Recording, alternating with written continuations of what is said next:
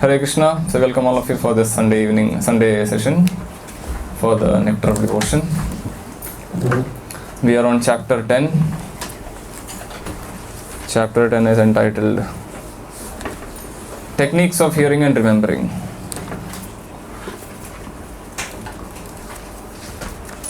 So the chapter 10, the PowerPoint printouts, it gives a nice explanation of the overview of chapter 10. Chapter 10 is discussing items 43, 44, 45 and 46 of the 64 items of devotional service. The 4 items are hearing, expecting the Lord's mercy, remembrance and meditation.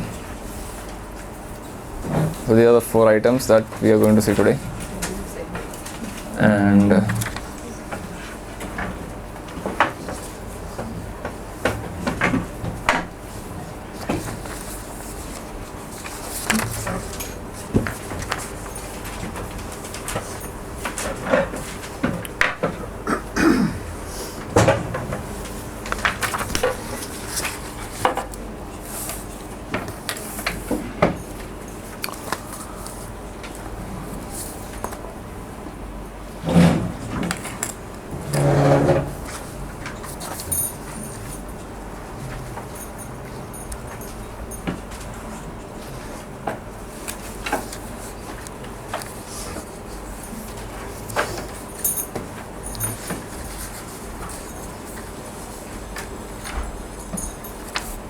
okay, so as we know, we are in the middle of the 64 items, and till chapter 14 is the 64 items. 15, 16 is Raganuga Bhakti, Ragatmika, then Bhava Bhakti and Prema Bhakti. So the first item here is hearing. If you remember, Chaitanya Charan Prabhu gave a nice class few Sundays back on Shravanam, hearing, and he said there are 4 benefits of hearing. Remember? 4 benefits of hearing is, first is information. You get information about the science of devotional service, information of the details of activities. What are the things to do, not to do, all those information you get, which is quite revolutionary for most people. Devotional service itself is a revolutionary concept for most people, and all those practices and the rituals, it's all exotic for many, especially for Westerners. So you get information, and he made a nice point. He said, information is different from being familiar. So whenever we approach people about for preaching, to introduce them to Krishna consciousness, so generally many people say, no, we all know this. They have an expression on their face to show, oh, we are aware of this, we know this. You would say Krishna, there's the Gita was spoken in the battle of Kurukshetra, and you start introducing. And many people have this kind of expression to show, I'm aware, I know this. And then you start talking about Krishna and how Krishna is Supreme Personality of Godhead. So familiarity, Indians are familiar with the concepts. Krishna is known, battle is known, Gita is known, Vedic scriptures are known, that at least the names are known, many people know. So they may claim that I know all this. Especially when Prabhupada was preaching in India before going to the West, he had faced this challenge a lot. Most people say, I know the Gita, I know Krishna, we are already practicing bhakti. So what are you going to teach us something new? And so that was familiarity. So information is actually the science behind what to do, what not to do. So most Indians are familiar, but they are not informed about Krishna consciousness. Why we do certain things, why get up early in the morning, why the need for sadhana, why the need for japa, why go to a temple, And now these things are highly getting circulated on Facebook and social media. Why do you have a shikha? Why do you put tilak?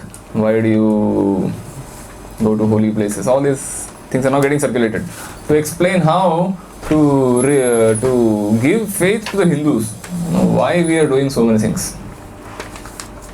So now people are slowly getting aware, and now they are waking up to the realities of our culture and traditions and the practices.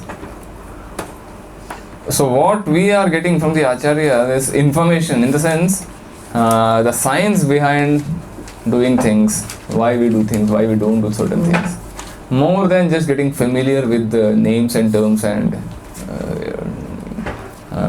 the terms. So when you know the information, then when you hear about Krishna consciousness, when you get the information, knowledge about Krishna consciousness, devotional service, Krishna's qualities, activities, Nam, Rup, Guna, Lila, then you find satisfaction. This is what you are explaining. You feel satisfied and happy. So that is another advantage of hearing.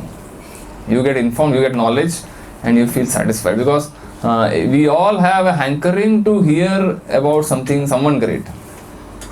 If you don't hear about Krishna, then we end up hearing about some mortal movie star or a cricket star or some local mundane person. Because the tendency to worship, tendency to admire someone great is there in everyone. So if you don't hear about Krishna and hear about his glories, then we will hear so many other people which can never satisfy the heart. But as soon as we hear about Krishna's greatness, qualities and pastimes, then you feel happy and satisfied. Parikshit Maharaj speaks about this several times in the Bhagavatam. Please speak, go on speaking, because that is nourishing me. Although I am not taking any food and drinks throughout for the 7 days, but what you are speaking is nourishing me. So satisfaction. And then he said the third point is information, satisfaction, purification. You get purified of your anarthas, which doesn't happen when you hear about mundane topics. So the heart is infected with lust, anger, greed, envy, all these anarthas. As soon as you hear about Krishna, then these anarthas are uprooted from the heart. And finally we get conviction. Conviction about following the process of devotion service and practicing it till the end of our life. So hearing is given a lot of importance in our movement, in the Bhakti Marg. Parikshit is an example of person who perfected his life simply by the process of hearing. And hearing, Prabhupada said, it should not be like a parrot-like hearing. It should be assimilated, heard properly, assimilated and practiced. So here Rupa Goswami is listing out the hearing as one of the elements of 64 items. So let us begin. Yes, Prabhu. Hearing. The beginning of Krishna consciousness and devotional service is hearing. In Sanskrit called Swaranam. Shravanam. All people should be given the chance to come and join devotional parties so that they may hear. This hearing is very important for progressing in Krishna consciousness. When one links his ears to give oral reception to the transcendental vibrations, he can quickly become purified and cleansed in the heart. Lord Chaitanya has affirmed that this hearing is very important. It cleanses the heart of contaminated soul so that he becomes quickly qualified to enter into devotional service and understand Krishna consciousness. One devotee gave an example of how if you want to go to America, you start hearing first. Or any other, you students aspire to go to Western countries, get an education, get a job. So you first hear about it from your friends. It's there, you get a nice college. And then slowly you start the desire, and then you work on it, and you get a recommendation, then you start getting visa and application. And then you are transported that land of dreams. And but then those who don't have any desire, then they stay here. Similarly, if you want to get transported to spiritual world, you hear. Slowly then you start developing the desire to go there, and finally, the time of death, you are transported. Nice example. Yes? In the Garuda Purana, the stress on hearing is expressed very nicely. It is said there, the state of conditioned life in the material world is just like that of a man lying unconscious, having been bitten by a snake. This is because both such unconscious states can be ended by the sound of a mantra. When a man is snake bitten, he does not die immediately, but first becomes unconscious and remains in a comatose condition. Anyone who is in the material world is also sleeping, as he is ignorant of his actual self or his actual duty and his relationship with God. So materialistic life means that one is bitten by the snake of Maya, illusion, and thus without any Krishna consciousness is almost dead. Now the so-called dead man bitten by a snake can be brought back to life by the chanting of some mantra. There are expert chanters of these mantras who can perform this feat. Similarly, one can be brought back into Krishna consciousness from the deadly unconscious state of material life by hearing of the Maha Mantra, Hare Krishna, Hare Krishna, Krishna Krishna, Hare Hare, Hare Ram, Ram Ram, Hare Hare. So, the Bhagavatam 6th canto elaborates on this point in great detail. How a living entity goes through three states. Say, for example, he's sleeping. Sleep state, awakened state, and enlightened state. Then the Vritrasura pastime, Vritrasura Chitraketu pastime, very nicely explained. So when a person is sleeping, dreaming, and he sees a dream of how, say, a tiger is attacking him, or is falling off from a building, something fearful. So that dream state, he is sweating and he is desperate, he is miserable. And there is a person standing outside and he is observing his condition. And he is wondering why he is miserable, why is he crying, why is he sweating. So then he tries to wake him up. And as soon as he wakes him up, the tiger goes away, everything goes away, and then he is normal. Now the question raised is the tiger real or not? Is that experience real or not? Yes or no? For that moment, yes, it is. Yeah, from that dream state point of view, it is real. From an awakened person's state of point of view, it is unreal, false. So similarly, the Bhagavatam states, from an enlightened person's point of view, everything is unreal. What we are doing now, whatever we are going through, all this family, society, job, everything is unreal. It's scary. Everything is unreal. Anything that is happening in the material world, every interaction, every political situation, crisis, so many things are happening. From a spiritual world's point of view, this is all Maya. Everything is unreal.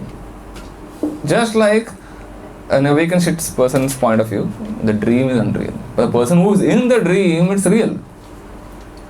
So we feel real because we are in the dream. The whole world and the activities surrounding it, relations and love and hate, it's all real from our point of view. But from a spiritual liberated soul's point of view, it's all unreal. So as soon as we get liberated, we understand, oh, it's all temporary. Why did I take it so seriously? Devoting an entire life for cultivating this and maintaining this is a waste of time, Bhagavatam says. So as soon as you hear, the awake person shouts and wakes him up, the person who is dreaming and in a miserable state, and then he wakes up and then everything is normal. So when a guru or the Lord comes and wakes us up in the form of the vibration, spiritual vibration, for Kali Yuga it is a holy name. So that vibration has a potential to wake us up from the dream sleepy state and bring us back to our original awakened enlightened state. So therefore the whole our movement is based on sound. How much we absorb and expose our minds to that spiritual sound, to that degree we make advancement. Therefore attentive chanting is emphasized so much, because the mind has to be exposed to the sound. Mind has to be exposed to the Bhagavatam vibration, the Gita vibration, spiritual sound. The sound is the most powerful element in the material world, among the gross elements. And the more we expose our thought and consciousness to that sound, spiritual sound, awakening becomes faster. Waking up becomes faster. And if we are careless about the sound, attention to the sound, and we may do everything else, but it lacks potency, not as effective as the sound. Therefore, the morning program is emphasized, chanting attentive 16 rounds is emphasized, hearing the class is emphasized. Hearing. So we hear so much, right? About hearing. So how carefully attentively we expose the mind to the vibration. That is the key to liberation, key to getting out of the material world and entering into the spiritual world. Anything anyone wants to share? Okay, let's move. In the 4th canto of Srimad Bhagavatam, 29th chapter,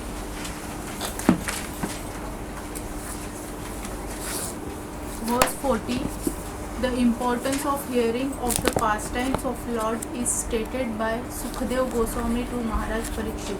My dear king, one should stay at a place where the great acharyas, holy teachers speaks about the transcendental activities of the Lord, and one should give oral reception to the nectarian river flowing from the moonlight faces of such great personalities.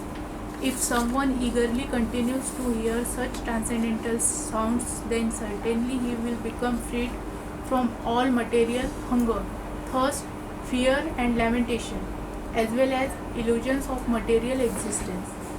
Sri Chaitanya Mahaprabhu also recommended this process of hearing as a means of self-realization in the present age of Kali. In this age, it is very difficult to follow thoroughly the regulative principles and studies of the Vedas, which were formerly recommended.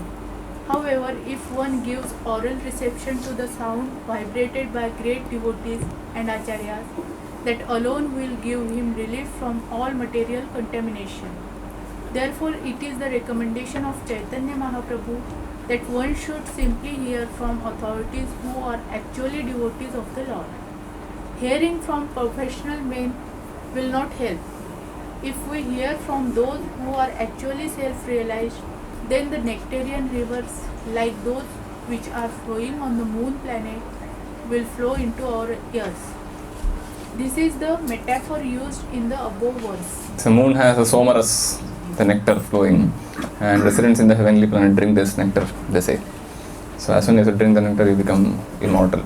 Immortal in the sense, your life gets extended in the material world. So, hearing the holy name Nama Amrit, the Krishna Amrit, Krishna Katha Amrit is that nectar which gives life.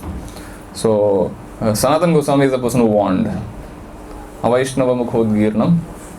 Know that verse? Avaishnava Mukhodgirnam Putam Harikathamritam Shravanam Naiva Kartavyam Sarpochishtam Yathapaya. Just like milk touched by the lips of a serpent gets poisonous.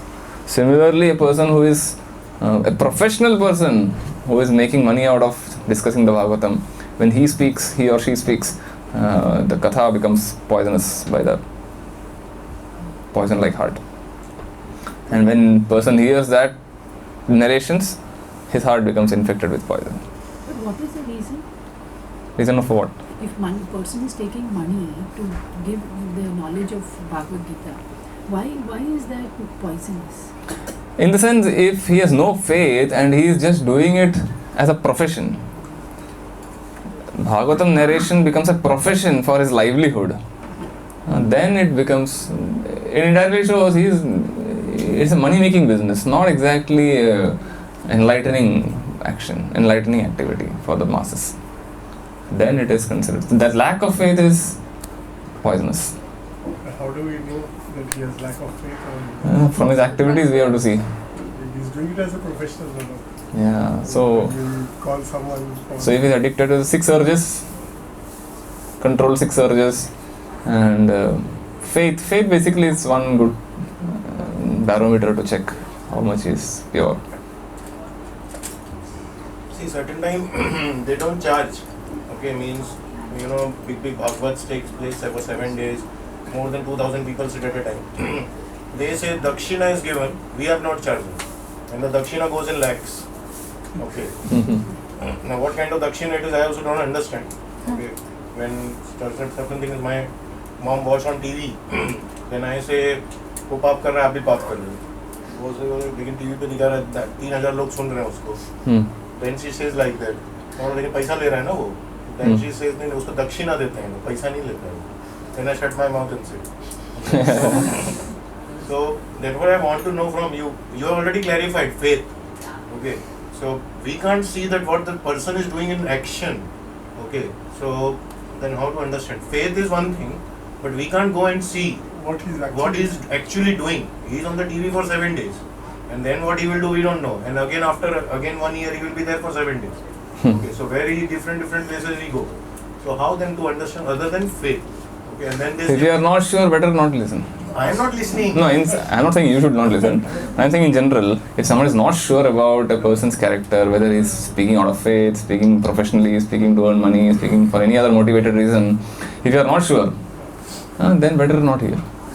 Just like if on in Ekadashi you are given something and you are not sure whether it is grain or not, you don't take, right? It may not be grain, it may be Ekadashi, but if you are not sure, we don't take. Why take a risk? Therefore, similarly, when it comes to hearing, we should be done with extreme discrimination. Better not hear. Who knows? He may be pure, we don't know. But if he is not, and it's going to infect my heart. So all this watching of Astha and Sanskar channels is all a big risk. They may not be hardcore materialistic sense gratifiers, even if they are not. But if they are not in parampara and if they have not received the teachings from Guru Parampara, then it is risky. Can we afford to take that risk? That is the question. I used to give presentation in energy awareness. I never used to charge. And when I never used to charge, I used to find it very difficult to give lecture. Once I started charging now, they felt, oh, she's having substance in the... Yeah. So, it is, and one of my other friends telling me, it's very easy if you bribe them, no, you will get more money also. Means, this is not what I'm... But it is like that, okay? If you say, I'll give free, no, people wonder why like that. It is surprisingly, this is the truth. That's okay. Our motive, we may be charging, but if our motive is not to make a profit and earn money and make a big business out of it, then it is okay. And we may charge and then use the money for Krishna service. That's another thing. That's what I say. That's okay. It's okay. But this was a practice. People charge for, even we charge for Gita courses. So that's not that we are not charging. Charging per se is not a problem. Problem is the motive behind it. Are you making it commercial? Making it commercial and making a big business out of it, that is our idea. So you may not charge, but still you are charging is not the only action that will contaminate the discussion. The motive is the main thing. So charging is one way where you express your commercial motive, usually. But otherwise, there could be other motive. You may not charge and still they're doing it for name and fame, for popularity. That's also equally contaminating. This happened in Prabhupada's time also. He gave an organized, when he was in early years, 1966.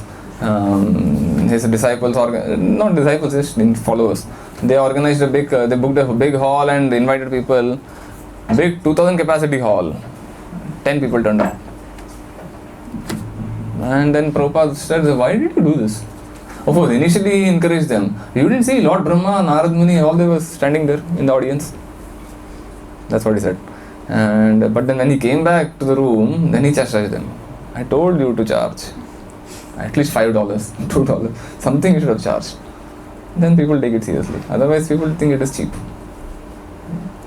So therefore, to make serious. This Sanskrit Bharati, this organization, they do the Sanskrit classes. They also don't charge. And I don't know how effective, successful they are, but they don't charge anything.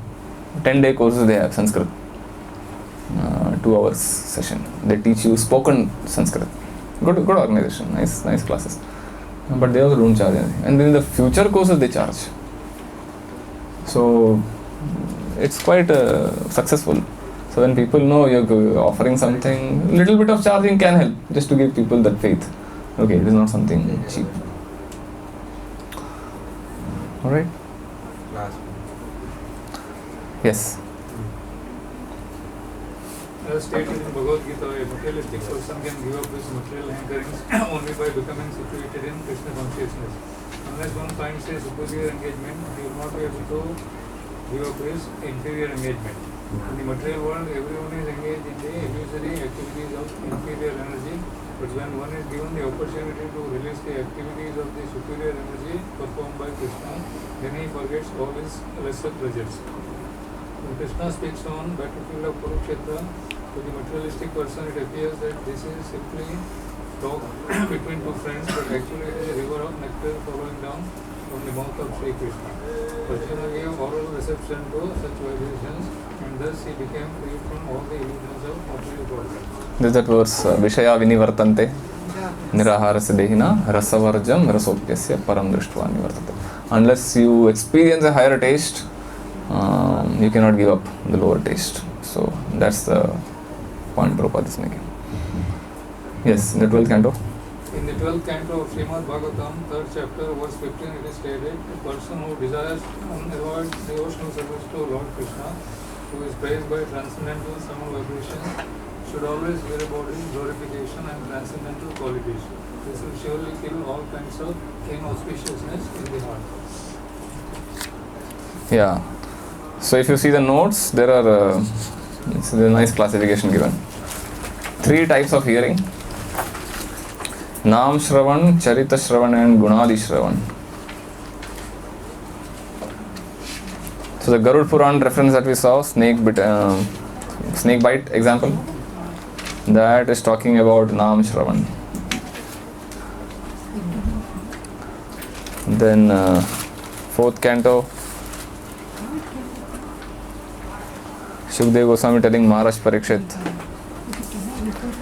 my dear king, one should stay at a place where the great acharyas speak about the transcendental activities.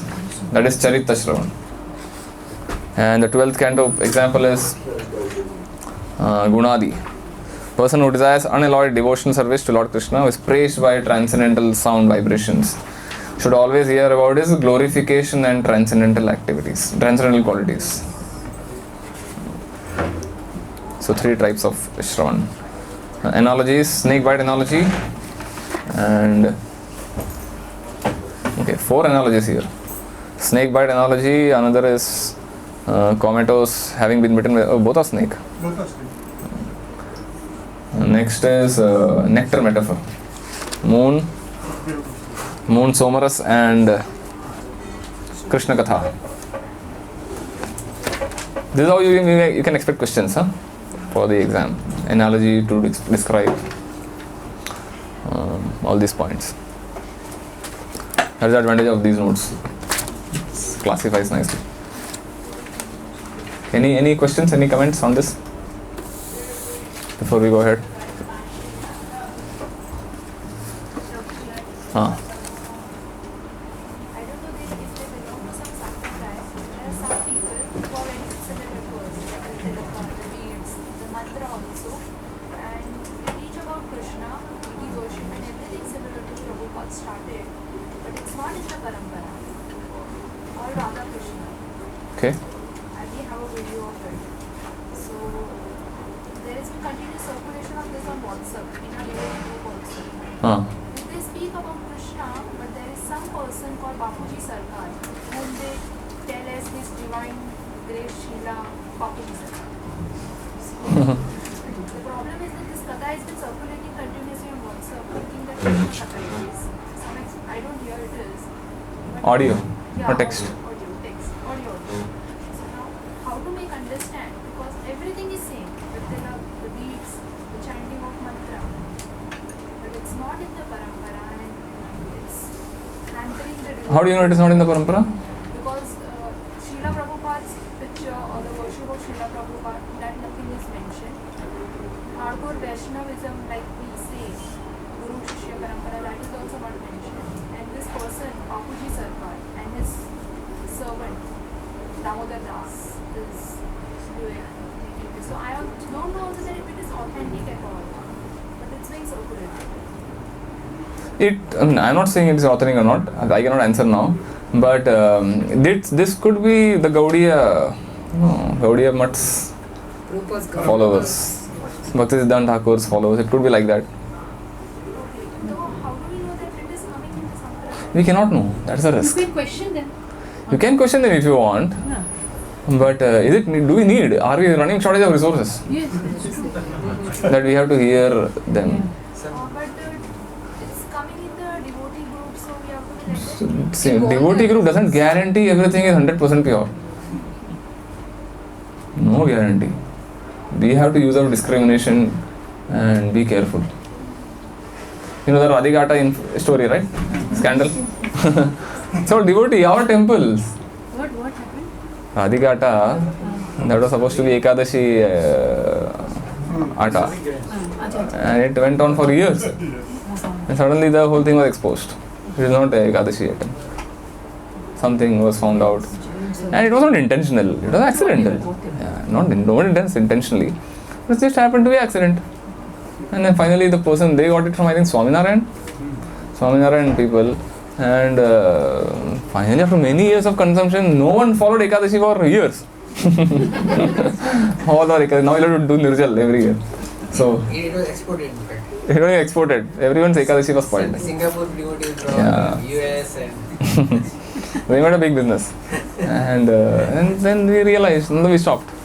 So similarly, you may get all WhatsApp circulations and all Facebook media. Just because a Das is there in the end doesn't guarantee it is Das or Devi Dasi is there, doesn't guarantee it is 100% pakka acceptable. We have to be careful. Someone may do it intentionally, maligning the devotee community. In fact, it happened even during Prabhupada, not immediately after Prabhupada's time, after Prabhupada left. Many ISKCON devotees felt unhappy with the leadership, and slowly they were fried out, and then slowly some people left ISKCON and joined the Gaudiya Mutt.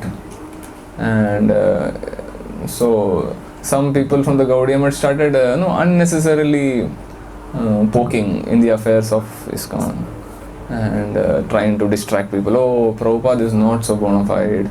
He has given philosophy, basic philosophy, but not the highest rasa tattva, madhurya ras. That is not there in Prabhupada's rule. So in this way people started deviating. So I want to experience that rasa, madhurya, Radha Kund rasa. So then that is available only in our institution. So these kind of, they are also Gaudiyas, Bhaktisiddhanta Thakur's line, they worship Radha Krishna, Lord Chaitanya, everything is there, they chant the Mahamantra.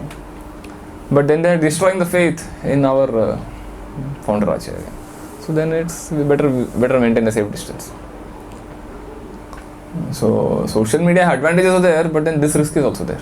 So many things keep getting circulated, and we can't be gullible, thinking, oh, it's coming from a devotee, it's all bona fide. So better restrict. If you're not sure, better restrict. We have enough resources. We have no time to finish reading Prabhupada's books. WhatsApp, once you open the WhatsApp, 100 chats are there, 100 messages are there, then opening takes 1 hour. Finishing off all things.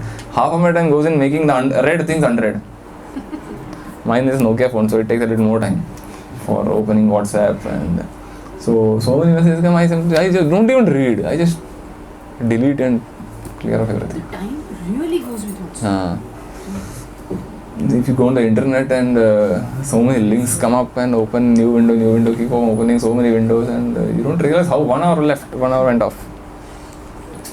But sitting in front of Prabhupada, so 10 minutes will appear like 1 year. But here 1 year looks like half a moment. Exactly the opposite. See, there you don't have to use your mind. Yeah. Here you have to really be alert and spiritual. So it's a big risk, huh? Devotees are careless about accessing and reading things. And then it just blocks. So the weeds, these are all weeds for the Bhakti Lata beach. Everything appears like nourishment, but it's all nourishing the weeds, and then the seed is choked up, and then we wonder why don't I feel the taste? Why don't the lust and anarthas go away? I'm still struggling with anarthas. We wonder how will it go? It's not, we are nourishing the weeds. Just like Maggie. Huh? Just like Maggie. How like Maggie?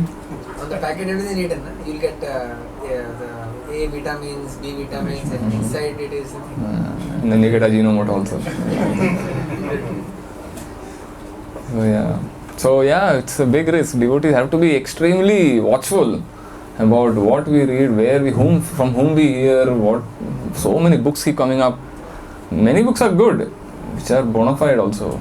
But what is suitable for me? We have to be extremely careful. One poison thing, when it's stuck in the heart, it's difficult to uproot and eradicate. So, therefore we have that Kanishta Madhyama classification. Whom to hear? We have to hear from advanced devotees. Ideally a pure devotee. Ideally Uttam Adhikari. Okay, if that is not available, someone lower. If that is not available, someone lower. So, therefore the discrimination is given. Otherwise, in the name of being judgmental and offenses, we can't be careless about from whom we hear.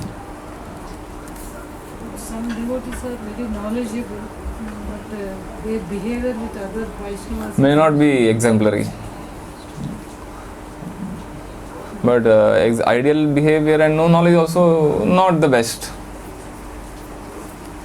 Some people, I feel so knowledgeable, the way they speak, the way they tell me to do 16 malas and you see, it's so surprising, the attitude is very different. Well, we can't judge exactly from that, but It is over a long span. over a long span. And everyone is undergoing the struggle with anartha. That So also is true. we have to be careful. That is the whole bottom line. Be careful. If something happens, don't blame the other person. You spoiled my life. That's the whole idea. Yeah. Expecting the Lord's mercy. In the 10th canto, 14th chapter, verse 8, it is said, My dear Lord, any person who is constantly awaiting your causeless mercy to be bestowed upon him, and who goes on suffering the resultant actions of his past misdeeds, offering you respectful obeisances from the core of his heart, is surely eligible to become liberated, for it has become his rightful claim. This statement of Srimad Bhagavatam would be the guide of all devotees. A devotee should not expect immediate relief from the reactions of his past misdeeds. No conditioned soul is free from such reactionary experiences, because material existence means continued suffering or enjoying of past activities. If one has finished his material activities, then there is no more birth. This is possible only when one begins Krishna conscious activities, because such activities do not produce reaction. Therefore, as soon as one becomes perfect in Krishna conscious activities, he is not going to take birth again in this material world. A devotee who is not perfectly freed from the resultant action should therefore continue to act in Krishna consciousness seriously, even though there may be so many impediments. When such impediments arise, he should simply think of Krishna and expect his mercy. That is the only solace. If the devotee passes his days in that spirit, it is certain that he is going to be promoted to the abode of the Lord. By such activities, he earns his claim to enter into the kingdom of God. The exact word used in this verse is Daya Bhag. Daya Bhag.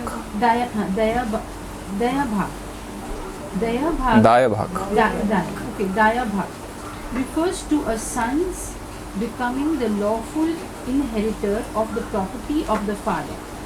In a similar way, a pure devotee who is prepared to undergo all kinds of tribulations in executing Krishna conscious activities becomes lawfully qualified to enter into the transcendental abode. So this is a famous verse, Brahmaji's prayer. Know this verse? How does it begin? Tattenu kampam susamikshmano bhunjana evatma kritam vipag hridvag vapurbhir vidadhan namaste jivetayo muktipade sadaya bhak. Last word. Rightful inheritance, rightful claim for the inheritance. So one who accepts every difficulty, every calamity, every problem in life gratefully as a mercy of the Lord, such a person who has this attitude can enter into the spiritual world. It's a big attitudinal shift to see a problem as a mercy. Someone gives you gali and then you say it is Lord's mercy. Someone insults you and you take it as Lord's mercy. Someone harms you, trying to destroy you, trying to spoil your name, and then you accept it as Lord's mercy. Very different. Person who has this attitude is qualified to enter into the spiritual world, according to Lord Brahma. Govind Prabhu, I think he spoke this. 3 levels of tolerance. First level is Matara Sparshastu, our basic Gita. Heat and cold, happiness and distress. You just tolerate without complaining. Not that you accept it as a mercy, but at least you tolerate. Hello, there is no other option. So let me tolerate. And I don't complain. And seasonal changes happen, so these things will keep on coming and going. You just tolerate. That is the first level of good attitude, right attitude. Without complaining, you accept. Next level of tolerance is this. Not only just tolerate, you accept it gratefully. You consider it the Lord's mercy. And you say thank you to the Lord for someone doing something wrong to you. And third is what? Higher than this? Huh? Last verse, No. This is Kunti Devi's prayer. Vipada San, give me more. Give me more. Dil mange more. I want more, and let more and more calamities come into my life. Because when more calamities are there, when I see the darshan of more calamities, I don't have the darshan of birth and death, repeated cycle of birth and death. When I get your darshan, that means I don't get the darshan of repeated cycle of birth and death. So this is the highest level of looking at problems in life. Can you say me the last verse of the chapter? It's almost the same. Yeah, last was, yeah, you can say that. Ashli Shiva. Yeah, true. That is, you are giving, you accept me or reject me. This is, I think, one level. This is inviting. This is Kunti is inviting problems when there is no problem. Very difficult. Very difficult. Difficult, it is impossible. In scriptures also, Prabhuji, is there any example apart from Kunti Devi who has asked like that? I can't think of. Ambarish Maharaj. He invited problems? He didn't invite, but when the problem, such a huge problem also came, he just stood there. And he Yeah. did not react. And he No, we are asking whether there is another, someone inviting. No. Kunti is a. That's why that verse stands out. There is one devotee whose the body was hit by leprosy, and when those germs. Yeah, Vasudeva is a leper. So he used to actually take those worms and kick them back. So Yeah. it's kind of inviting. Look, let me remain in a problematic state, then I'll be always humble. Close, not exact. He didn't invite more. Yeah. I just wonder how Lord will react to that kind of prayers, like Kunti. I don't know how he will accept that kind of prayers. At least suffering becomes very easy. I mean, she doesn't suffer when she's already, saying ki Baba, she doesn't suffer. Like in accepting itself, that level only is so difficult that we experience suffering. Maybe. She suffered a lot. To a person who has a capacity to handle suffering, I mean, Krishna gives the strength to handle such a suffering. Person who doesn't have that strength, the Lord won't give such problem. Or in other words, if a problem is coming in our life, that means the Lord has confidence in our strength to handle the problem according to the caliber. Just like an exam, child in a 10th standard, he won't get a paper of engineering. The 2nd standard student won't get a paper of 10th standard. So a test is, problem is like a test. And we will be able to handle the problem. That's how the Lord arranges a test, especially for a devotee. Actually, there's no other alternative also. Because if you get angry at the person, you will really react violently. And that will complicate matters. Yeah, then you get more reactions. Then you get more reactions. Actually, there is no other way out also. Actually. Therefore, tam stitikshas bharata. You just have to tolerate. That is the first. And to accept the Daya Bhag. This verse is talking about thinking that whatever problems come, it's just a token of what you deserve. So you were supposed to get much more, and this is just that, no, your throat was supposed to be cut, you get a wound in the hand. Something like that. That who said this? This is for devotees, you say. For, I mean, ideally for everyone. If that is the attitude, then the next problem will be a token. Someone was saying in the Bhagavatam class, we were going on a yatra, and so we were in a bus, and there was a tempo ahead, and there was a couple, a family in a bike in the middle. So the big truck was going ahead, and this man with his wife and a small kid on the motorcycle, and then behind our bus. So it was close, not big distance between the three vehicles. So what happened was the truck went ahead, and there was a big hole, pothole on the road. So the truck went ahead because through the 4 tires ke beech mein chala gaya. He didn't get affected. But beech mein the hole was there, and the man didn't see there is a hole. So there was a big one, and then he suddenly got stuck, and then he fell off, and behind our bus, immediately behind. And suddenly he applied the brakes, but all 3 went inside, below the bus. The bike and the 3 of them went below, and everyone was in a state of shock. So he applied the brakes, somehow he stopped, and then before getting down, the man thought, okay, maybe I will move the bus behind so that they will come out. But somehow devotees told him to stop. And they went down and saw both were unhurt, all 3 were unhurt. Nothing big happened, fortunately. The man had some skin got peeled off a little bit. Wife was little unhurt. The child, the baby's head was just behind the front wheels. If it had taken the reverse, then it would have definitely crushed. So this is there's a big,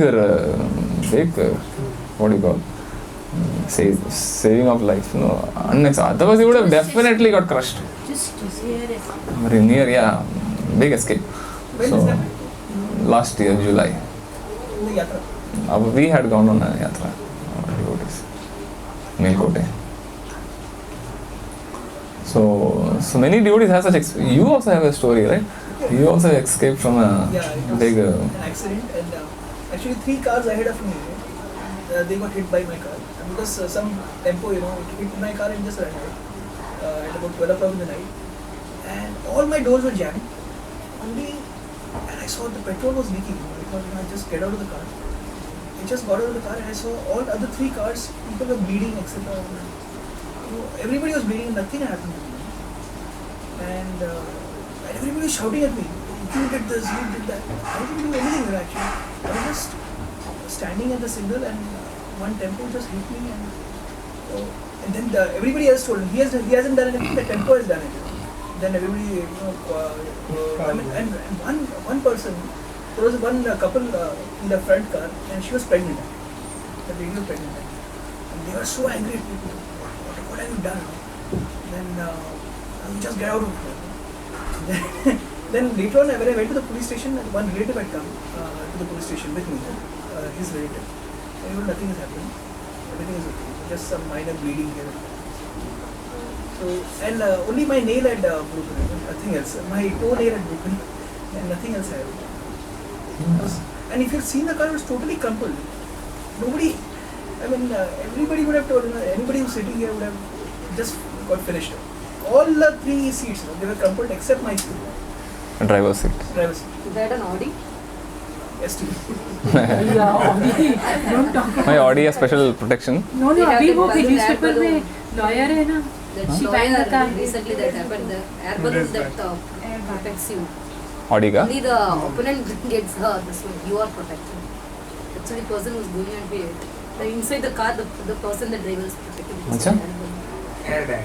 Just 2 days back, It is one now in all Janvi, the a cars. lawyer. Even Toyota, many cars they have started. Audis and many others.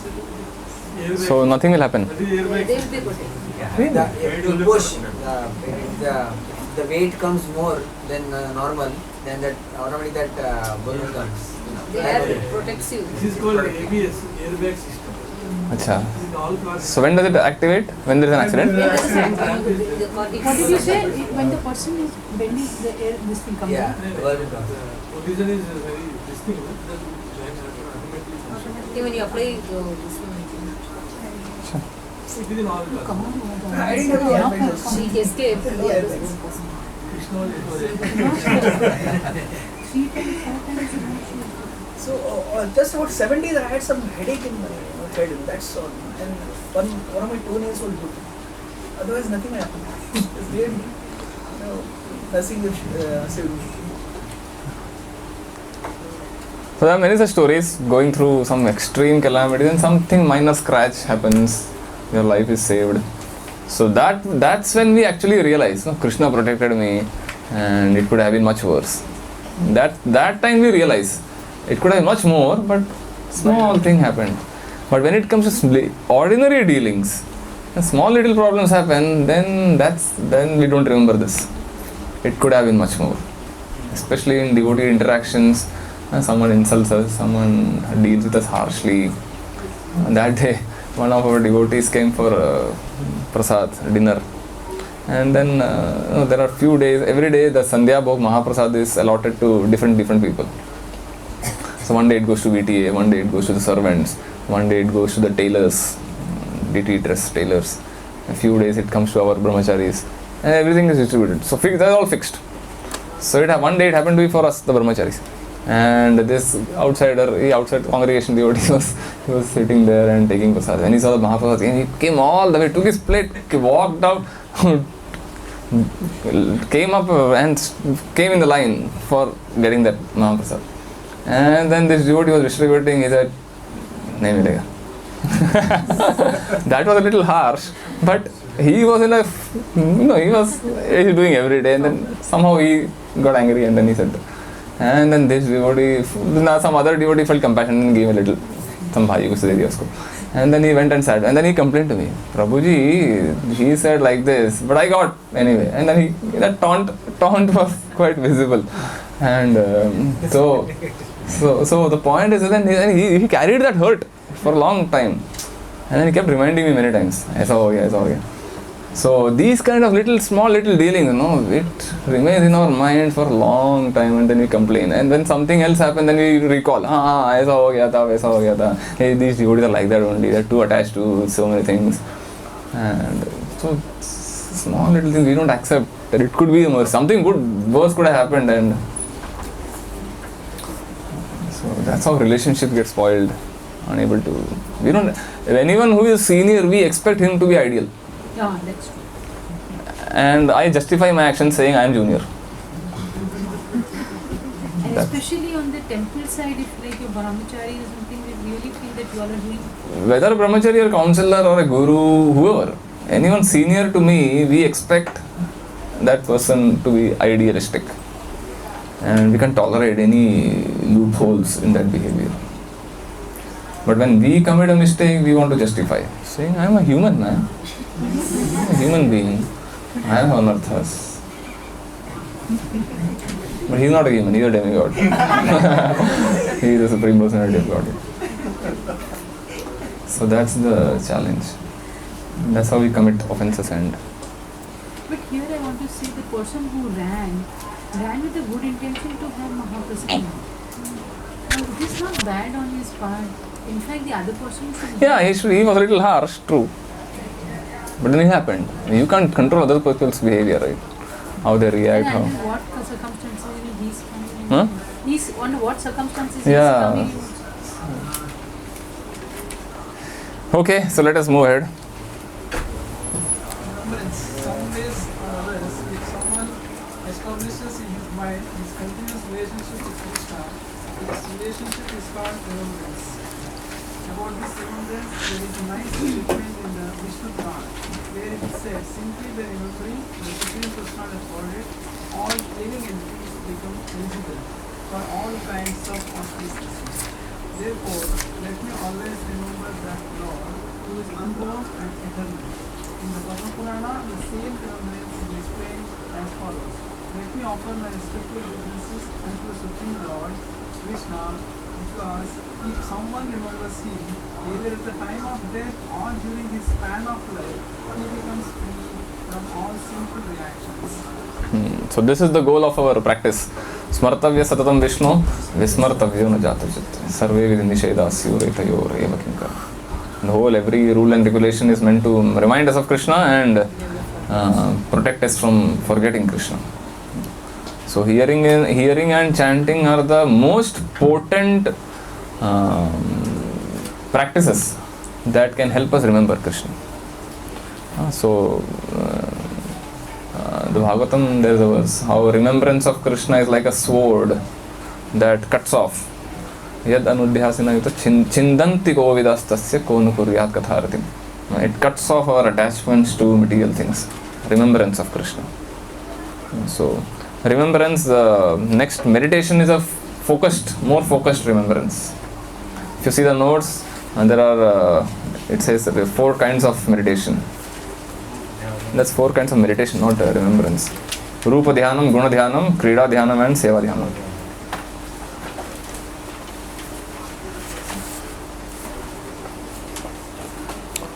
So if you are chanting, if you are not remembering Krishna, chanting is mechanical. By hearing, we are not remembering Krishna, it's mechanical, it's ritualistic. The goal is remembering Krishna somehow or other. Yena kena prakarena mana Krishne niveshayet. Somehow or other fix the mind on Krishna. And all our activities, whether it is office job or devotional activities, in the office we can remember Krishna maybe. Some may be remembering Krishna. And the ashram, some may forget Krishna also, depending on how mechanically or how devotionally we are performing our activities. So, I remember when I was in the office, then I used to eagerly wait for a Sunday. So, that was much, sometimes I feel I was more Krishna conscious outside than I am in the ashram. That intensity, and I used to feel, once I join the ashram, I'll do this. But it's not happening as I had planned. Difficulties also in the office. Yeah, you feel a challenge. Non-devotees surrounding you, and they doing all kinds of nonsense. That's when you feel, all contaminating atmosphere, and people eating meat and going for drinks and parties, and discussing all kinds of nonsense. That's when you feel the heat of their contamination. Every time boss calls, remember to enter the cabin. When your boss calls you, that's when you remember Krishna more. But I have a question. See, like you work for a long time, full day, you feel tired of work. But when you're doing it constantly, chanting, being in the temple, it's just Krishna consciousness full day. There may be a stage when you feel saturated, or you feel you want a break in between. Like you work for 6 days, you want a break on Sunday. Do you experience something like you're doing constant Krishna conscious and you want to have a break? It's getting too much. Too much Krishna. over Krishna saturations.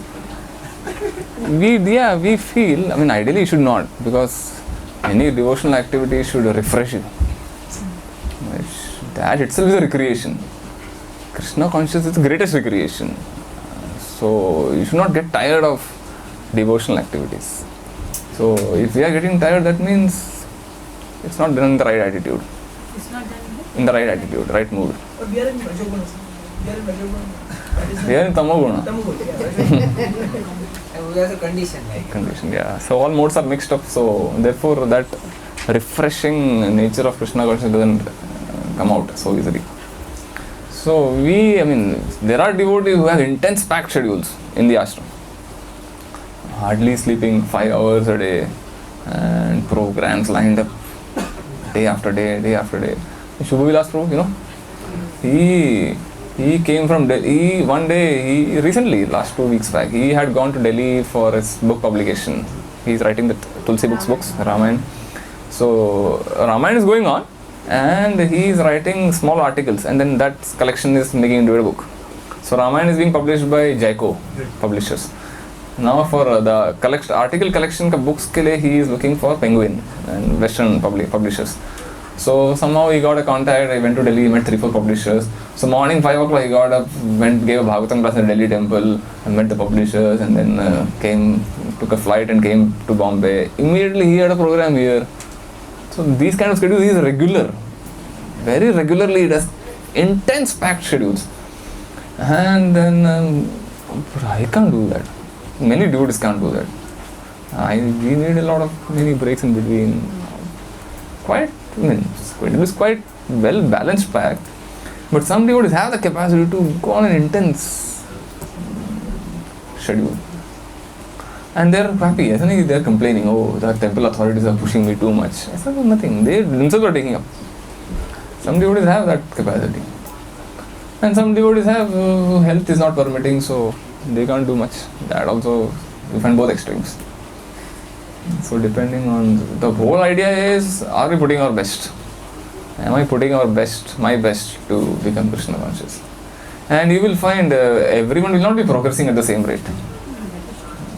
Some devotees will go slow, some devotees will go at the medium pace, some will really go fast towards Krishna. Some may go back to God in one very lifetime, some may take 10 lifetimes. We don't know. Ultimately, we have to fly our own airplane, right? Prabhupada said.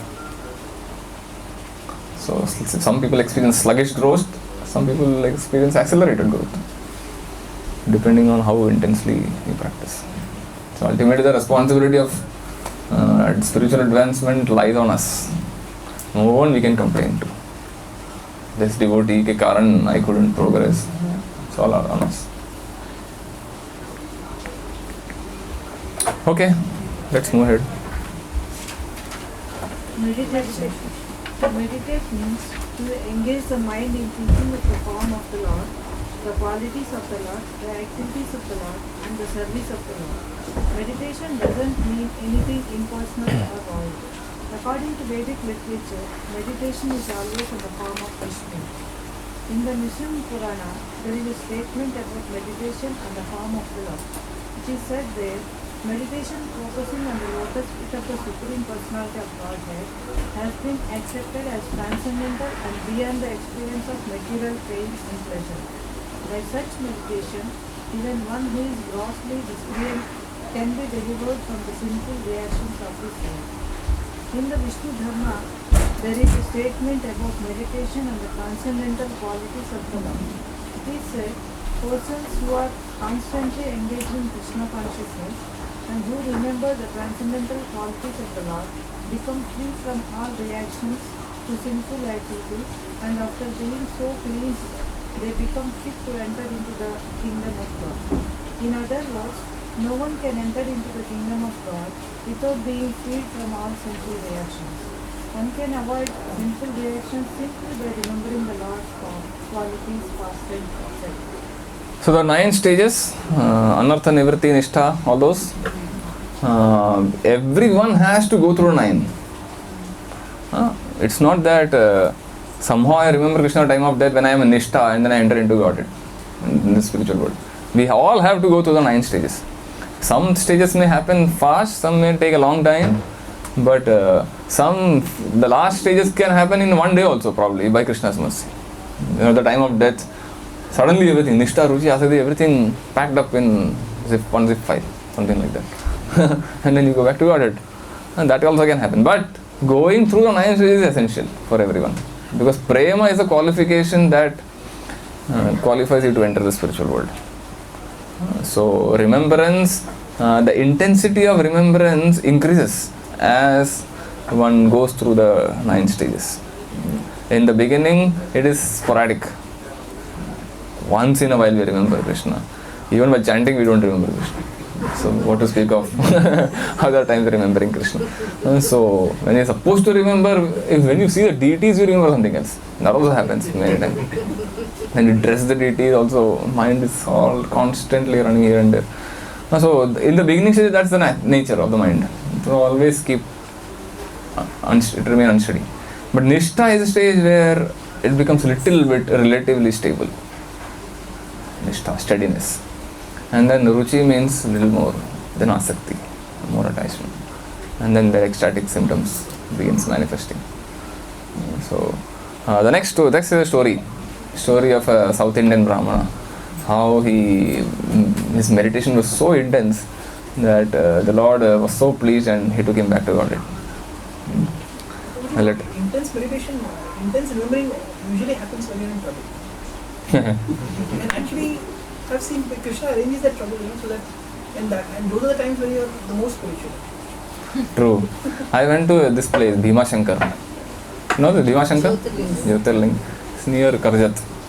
It's a 4-hour trek from Karjat. And one day we were all going with college students, and there's this one spot where it was a deep valley. It was a rainy season, August. And a deep valley. All that moss on the rock. Yeah. Slippery. So many devotees crossed easily. Somehow I couldn't muster the guts to cross. And I stood there and was waiting and I didn't know whether to go. I even thought of coming back all the way in the middle. And that's when I actually chanted Hare Krishna. Nicely. All these years I have never chanted as intensely as at that time. Somehow then when devotee pulled me, and it was not a big, hardly 5-6 feet of distance, but that one step, and I was not confident if we'll fall down and slip, and that's the end of the whole thing. So yeah, intense calamity and misery. That's why Kunti Devi is praying, no? Give me more calamities. Calamities means I'll remember you. But for that also you need lifetime practice. True. Everybody cannot remember it. Yeah. And I think that is the only way you can thank the Lord that that some trouble came in your life. Because that is the time you will progress the most. Yeah. We were on a South India Yatra, I remember 2005 I think. We went to Rameshwaram and other places. And one devotee got into that Dhanushkodi. 2005 also we went to South India. Then he entered Dhanushkodi. Then we went to Rameshwaram and that's ocean. And then he couldn't swim. He got stuck in that water. Huh? No. Our Maharaj Yatra, Kartik Yatra. So, and devotee chant Hare Krishna. He couldn't save him. One devotee is there swimming, and this devotee is asking pleading for help. He said, remember Krishna. He just couldn't save. Somehow the other devotees came up and pulled him. He couldn't chant Hare Krishna at that time.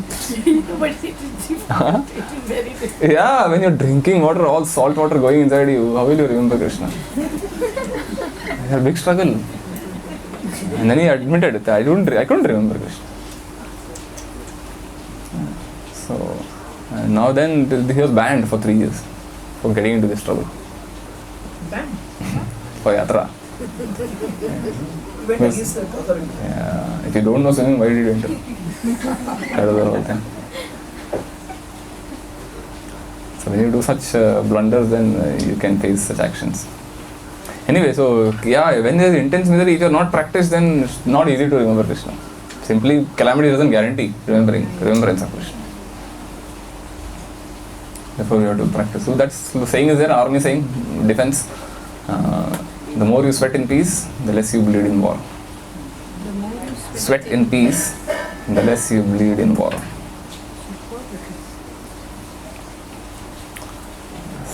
Okay. What is the new rule? Sweat. I mean, more you work hard when there is peace time, and then there is war time, you won't bleed much if you have done enough practice during peace time. The more you sweat in peace, The less you bleed in war. Nice one. Shikshastak Guru, or he was in defense, no? He was in Air Force. He quoted this.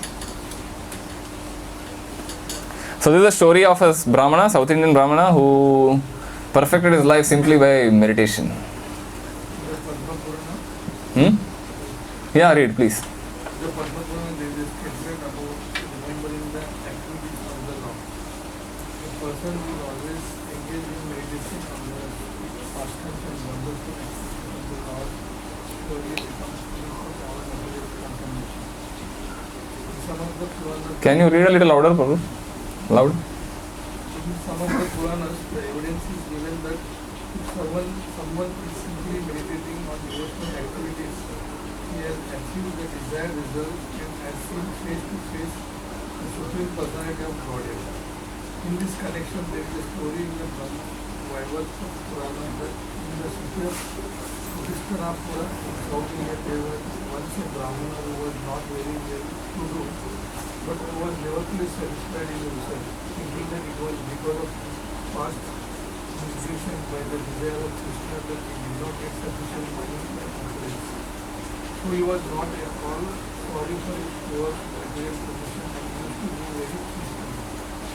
He was very open-hearted and sometimes he went to hear some lectures delivered by great realized souls.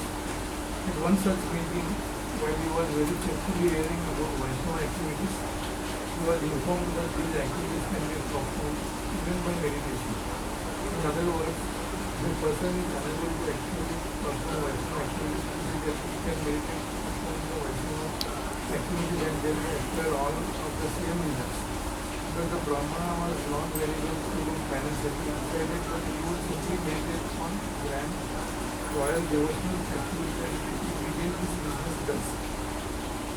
Sometimes he would take his bath in the river Godavari. After taking his bath, he would sit in a secluded place in the bank of the river. By practicing the yoga exercises of pranayama, the usual breathing exercises, he would concentrate the mind. These breathing exercises are made to mechanically fix the mind upon a particular subject. That is the result of the breathing exercises and also of the different sitting process of yoga. Formerly, even quite ordinary person used to know how to fix the mind upon remembrance of the Lord. So the Brahmana was doing this. When he had fixed the form of the Lord in his mind, he began to imagine in his meditation that he was blessing the Lord very nicely, corporally, his ornaments, headdress, and other paraphernalia. Then he offered his respective obeisances by bowing down before the Lord. After finishing the basic, he began to imagine that he was cleaning the temple very nicely. After cleansing the temple, he imagined that he had many water jets made of gold and silver, and he took all those jets to the river and filled them with holy water. Not only did he collect water from Godavari, he collected from the Ganges, Yamuna, Nandana and Kaveri. Generally, a Vaishnava, when worshipping the Lord, collects water from all the rivers and other chanting. This Brahmana, instead of chanting some mantra, imagined that he had really secured water from all the rivers in golden and silver water pots. Then he collected all kinds of paraphernalia of worship, flowers, fruits, incense, and sandalwood pulp. He collected everything he placed before the deity. All these waters, flowers and scented articles were very nicely offered to the deities to their satisfaction. Then he offered Arti and with the regulative principles, he finished all these activities in the correct worshipping method. He would daily execute similar performances as routine work and he continued to do so for many years. Then one day the Brahmana imagined in his meditation that he had prepared some sweet rice with milk and sugar and offered the preparation to the king. However, he was not very satisfied with the offering because the sweet rice had been prepared recently and it was still very hot. This preparation sweet rice should not be taken out. The cooler the sweet rice, the better its taste. Because the sweet rice had been prepared by the Brahmana very recently, he wanted to taste it so that he could know whether it was still good or not. As soon as he tasted the sweet rice pot with his finger, he immediately was burned by the heat of the pot. In this way, his meditation grew. Now, when he looked at his finger, he saw that it was burned, and he was wondering and asking himself how this could have happened, because he was simply meditating on touching the hot sweet rice. He never thought that his finger would actually become burned. While he was thinking like this, he inviting the Lord Narayana is seated with the goddess of fortune, expressing the smile immediately. On seeing this item of the Lord, all the goddess of fortune entered into the Lord, became very curious and asked Lord Narayana why he was smiling. The Lord, however, did not regret their eagerness, but instead immediately sent for the Brahma. In a glimpse, he was able to immediately brought the Brahma in Lord Narayana's presence.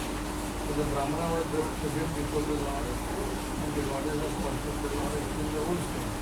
The Brahmana was then fortunate enough to get an entire place in the worship and contribution of the Lord and his blessings. This is how the Lord was pervaded. In spite of being locally situated in the abode, although the Lord was present in Vaikuntha, he was present also in the heart of the Brahmana who was meditating on the worship process.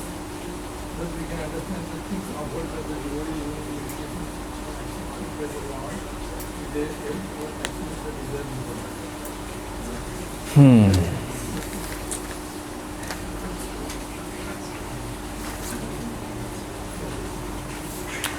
That shows how meditation is so powerful. What we meditate on is what we get. In the 8th chapter of the Gita, you find that famous verse: Yam yam vapi smaran bhavam tejatyante kalevaram tam tam eva iti kaunteya sada tad bhava bhavita. So what is our meditation throughout the day? Where is our mind absorbed? During our actions, during our activities, throughout the day. And the accumulated effect of that meditation will determine what we will meditate on at the time of death. In the Bhagavatam, there is this example of insect who is trapped in a hole but attacked by a butterfly. So this insect, out of fear of the butterfly, constantly meditates on the butterfly. But that meditation makes him a butterfly when he comes out of the hole. Similarly, this example comes, Narad Muni is giving the example, when Shishupal was killed by Krishna in the Rajasuya sacrifice, and he entered into the Lord's body and got liberation. So Narad Muni is giving the example. So because Shishupal, although envious of Krishna, but because he was constantly meditating on Lord's quality and personality, he achieved liberation. Initially Sayujya Mukti, but then he was Jaya and Vijay, they went back to the spiritual world. So the Yudhishthira was surprised. How could an envious person, demon, could achieve liberation? He just couldn't accept this. General demons will be killed by the Lord. How can they get the highest? Then everyone saw, in front of everyone's eyes, the soul, Shishupal's soul was gone inside, seen entering into the body of Krishna.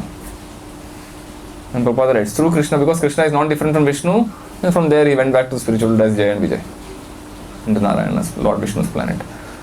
So meditation, how meditation determines our next body. Every thought that we have in our mind is laying the seed for our next birth. It's quite scary. What we think is creating our next body.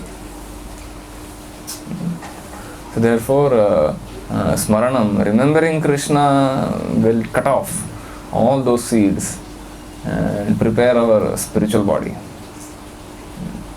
Therefore, hearing every devotional activity should make us remember Krishna, should remind us of Krishna. If that Krishna factor is not there, then our actions are mechanical. So, Tulsi Aarti, all those things, when you do it daily, repeatedly, eating prasadam should remind us of Krishna so much. But then Mahaprasad, all those things become so mechanical. We do it daily, repeatedly, we just want to get it done and start gulping down the food and run off, right? Prasad hardly reminds us of Krishna many times. We are so much absorbed in the taste and the menu that we forget it is Krishna, not different from Krishna. Ekadashi hardly reminds us of Krishna. When we are supposed to remember Krishna the most, the menu itself repels us many times. So this story is very hope-giving from one point of view. Simple meditation. You don't have to do big things and be a temple manager, temple president, or a big preacher, big scholar. Nothing is needed. All we need is simple faith. Simple little faith that Krishna is Supreme Lord and is reciprocative. He's there in the heart as a super soul. That meditation gradually can take us back home. back to Godhead. Prabhuji, at the sadhak stage, normally we know what is to be done, but that is not happening in the mind. We know that thoughts of Krishna only should come, but we struggle to get those thoughts because we are preoccupied with our other activities or offers and whatever, other things. So that is, it's a very peculiar, very catch-22 situation actually, because we know what is to be done and it's not happening. Therefore we have practice. Sadhana means practice. Practicing devotional service. Vidhi, Vidhan, Vaidhi and Vaidhi Sadhana Bhakti. So initially the challenge is there. We have to remain sincere. Avoid unnecessary association. Association is the root where you get desires. The association will plant the desires in our heart. Negative association will plant that negative desires. And devotee association, positive association plants that positive desires. Therefore it is said, no, you are known by the company you keep. Of course, you are known by many things. You are known by what you eat, you are known by what you think. But association is the fertile ground where you can plant nice seeds, nice soil, on the nice soil. I think association is the biggest maker or breaker.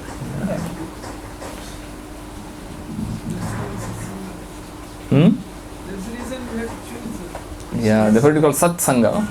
And therefore Lord Chaitanya said, Asat Sangha Tyag Ei Vaishnavachar. A devotee's hallmark is he will avoid Asat Sangha. A devotee is known by his tendency to stay away from negative association. Okay.